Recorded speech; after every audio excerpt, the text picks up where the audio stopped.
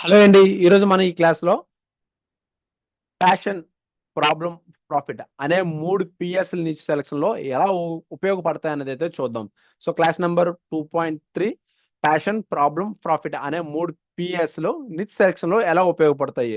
Niche సెలక్షన్‌లో passion, problem, profit అనే 3 peel కూడా పీల్ని ఉపయోగిస్తే మీరు ఎంచుకునే ఫీల్డ్ బోత్ అంటే ఆసక్తికరంగా, ఉపయోగకరంగా, ఆదాయం వచ్చేలా ఉంటుంది. సో మీ ఫీల్డ్ ఏదైతే ఉందో సో ఆసక్తికరంగా, ఉపయోగకరంగా, ఆదాయం వచ్చేలా ఉంటుంది. అంటే ఈ 3 కూడా ఒకే చోట కలిసే చోట స్ట్రాంగ్ నిచ్ అనేదైతే ఉంటుంది. ఈ 3 కూడా ఒకే చోట కలిసే చోట స్ట్రాంగ్ నిచ్ అనేదైతే ఉంటుంది. సో ఫస్ట్ ఏంటంటే మనం ప్యాషన్ గురించి చూద్దాం. ప్యాషన్ అంటే ఏంటి? మీరు చేసే పనిపై ఇష్టం. మీరు చేసే పనిపై ఇష్టం. మీకు నిజంగా ఇష్టం ఉన్న టాపిక్ పై పని చేస్తే సంవత్సరాల పాటు కంటెంట్ సృష్టించడానికి మోటివేషన్ ఉంటుంది. సంవత్సరాల పాటు కంటెంట్‌ని సృష్టించడానికి మోటివేషన్ ఉంటుంది.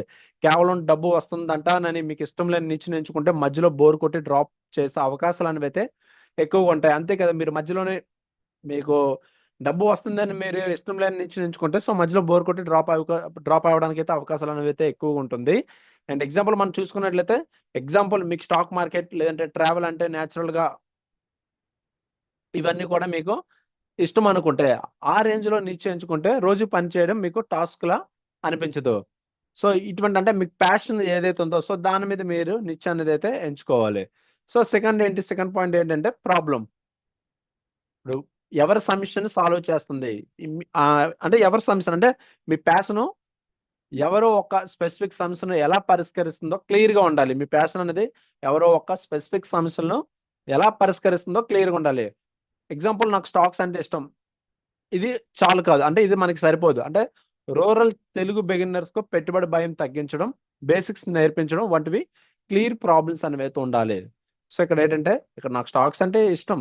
బట్ ఇక్కడితో ఏంటంటే మనం పర్టిక్యులర్‌గా ఈ రూరల్ తెలుగు బిగినర్స్ ఎవరైతే ఉన్నారో పెట్టుబడి భయం తగ్గించడం, బేసిక్ నేర్పించడం వంటి క్లియర్ ప్రాబ్లమ్స్ అనేవైతే ఉండాలి.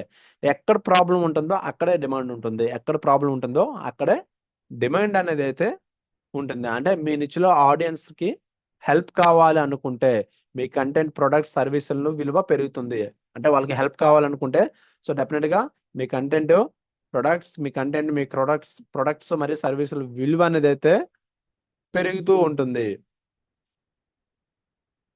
నెక్స్ట్ ఏంటంటే ప్రాఫిట్.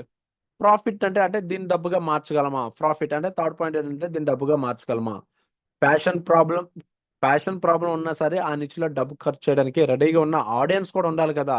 రెడీగా ఉన్న ఆడియన్స్ కూడా ఉండాలి. అంటే అఫిలియేట్ ప్రోగ్రామ్‌లో కోర్సులు, బుక్స్, కన్సల్టింగ్ యాడ్స్ ద్వారా మానిటైజేషన్ చేయగలిగితేనే అది ప్రాఫిటబుల్ నిచ్ అనేదైతే అవుతుంది. అంతే కదా! ఇప్పుడు అఫిలియేట్ ప్రోగ్రామ్స్ గాని, కోర్సులు గాని, బుక్స్ గాని, యాడ్స్ ద్వారా మానిటైజేషన్ చేయగలిగితేనే కదా! అది ప్రాఫిటబుల్‌గా నిచ్ అవుతుంది. సింపుల్‌గా చెప్పాలంటే ఏంటంటే ప్యాషన్ లేకపోతే మధ్యలో ఆగిపోతుంది. ప్రాబ్లమ్ లేకపోతే ఆడియన్స్‌కి నీ అవసరం ఉండదు. ప్రాఫిట్ లేకపోతే హాబీగా మిగిలిపోతుంది. సో, కంప్లీట్‌గా ఈ 3 పిఎస్‌లు కూడా ఒకే చోట కలిసిన టాపిక్‌నే నీ గోల్ నిచ్‌గా తీసుకో. సో, ఈ 3 కూడా సో, డెఫినిట్‌గా అనేదైతే ఉండాలి. సో, ఇవన్నీ ఎప్పుడైతే ఉన్నాయో సో, అప్పుడే మీకు ప్రాఫిట్స్ అనేవైతే ఉంటుంది. అంటే ఈ 3 కూడా ఉంటే మీకు ఆ నిచ్ అనేదైతే బాగుంది అని అర్థం. ఓకే. సో, ఇది ఈరోజు క్లాస్. ఐ హోప్ మీకు అర్థమైంది అనుకుంటున్నాను. Thank you.